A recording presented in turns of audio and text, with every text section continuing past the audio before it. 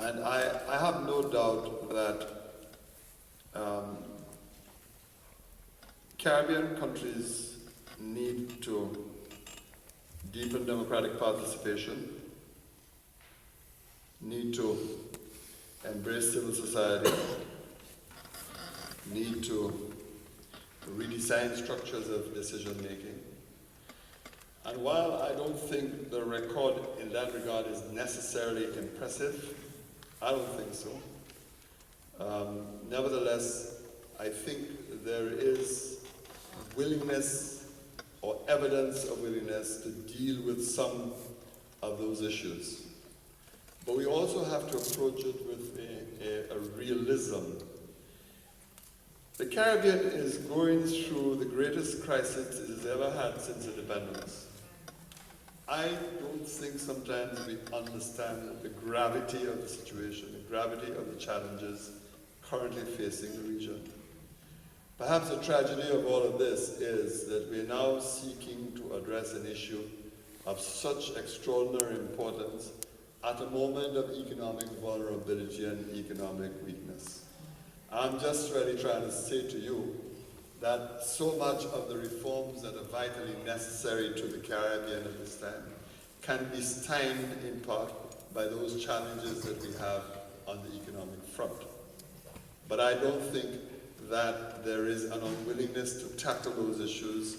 I believe a lot of countries in the region have begun to understand that the inherited constitutions, for example, have to be modified, that they need to begin to look at new models of governance, new approaches to dealing with some of those problems. Every country has its particular problem, every country has its own individual difficulties.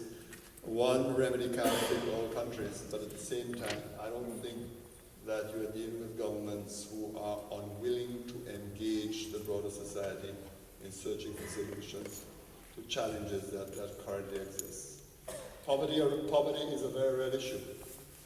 And with the end of the preferential regime for key Caribbean exports, sugar, bananas, the situation has worsened in the region. The dispossession has clearly increased.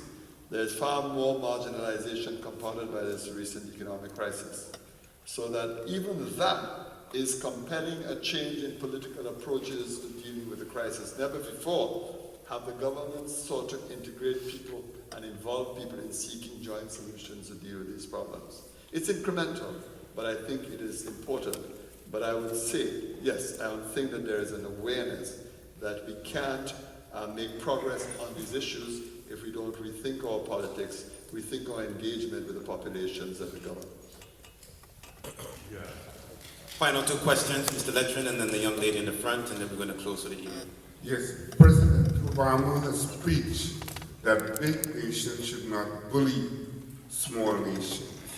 Yet, Antigua has won a case against the United States, and he has refused to pay a penny. Has any Caribbean nations supported Antigua in this matter? Yes, all the time. Because it's Antigua today, St. Lucia tomorrow. And at every CARICOM meeting, appropriate statements have been made. Every encounter we have with representatives of the United States, we remind them of the obligations of the United States to honor international trade laws. And what is an important example it is to the rest of the world if they could obey the decisions of the very institutions that we're part of setting up. It's one of the most unfortunate events in American-Caribbean relations, and it exposes in one sweep the vulnerability of these small states, the unwillingness of the United States to obey the very decisions of a judicial process that it once had. So the support for Antigua is solid.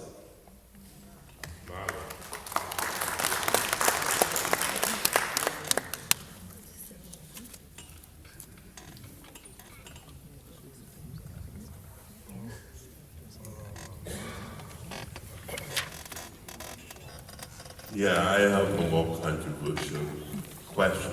I hope it doesn't touch any raw nerves. But the slavery was such a powerful institution that it involved more than secular parties.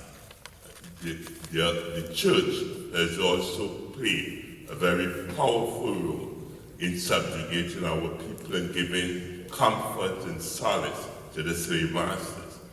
I'm wondering, since most of us are so devoted to our religion, whether it's Catholicism, Anglicanism, Jewish, the Jews play a role too in selling the salt fish from Nova Scotia to the Caribbean. I want to make that point.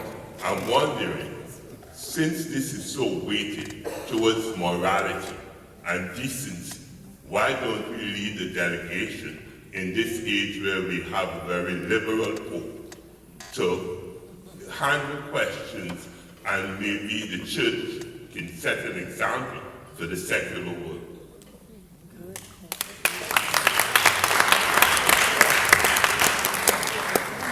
There's no question of the historical connection between religion and slavery, and I don't even think it's a point that we need to debate tonight, because the relationship is so clearly established. I mean, suffice it to say that in respect, for example, of the Anglican Church, I mean, there were key figures in the Anglican Church in the United Kingdom that owned plantations in the region. So it's a relationship that is so very well established.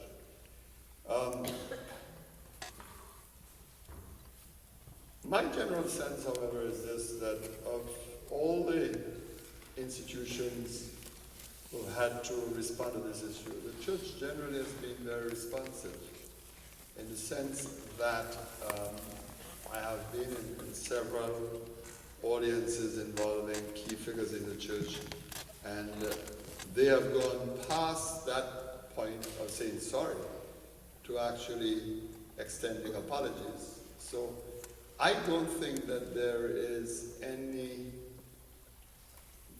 reservation, particularly in respect of the Caribbean church. What the church at Westminster thinks, or what the church in Rome thinks, may be a different issue, because the Catholic Church does have its own challenges, particularly because of its recent historical role in certain events across the world.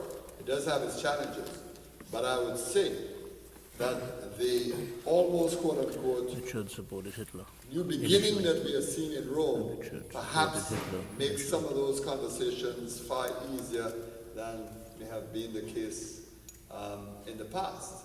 But yes, the church certainly would be an institution that would need to be engaged in that process. And I think in our case as individuals, we have to have an open mind. We have to understand, as the church itself has admitted, that they're human institutions, and they too will make mistakes, as they have made some major mistakes in recent times, for which they have asked their own people to forgive them for those mistakes. And if there is one institution, therefore, that is amenable to having a very civilized discourse on this matter, would be the church.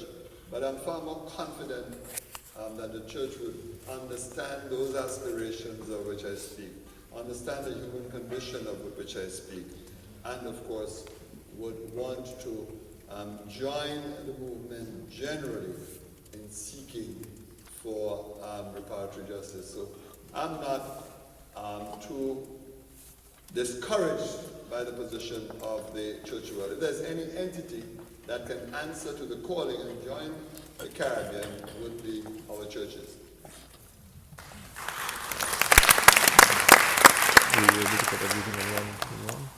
Yeah. Yeah, sure.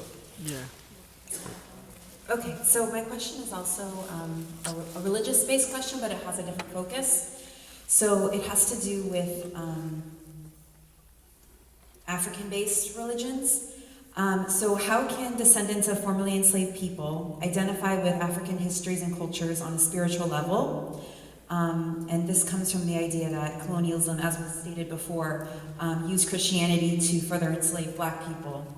So as part of reparations, how might St. Lucia and other Caribbean countries seek to bring Black people closer to the spiritual elements of African-based cultures? And how might this be part of the reparation movement?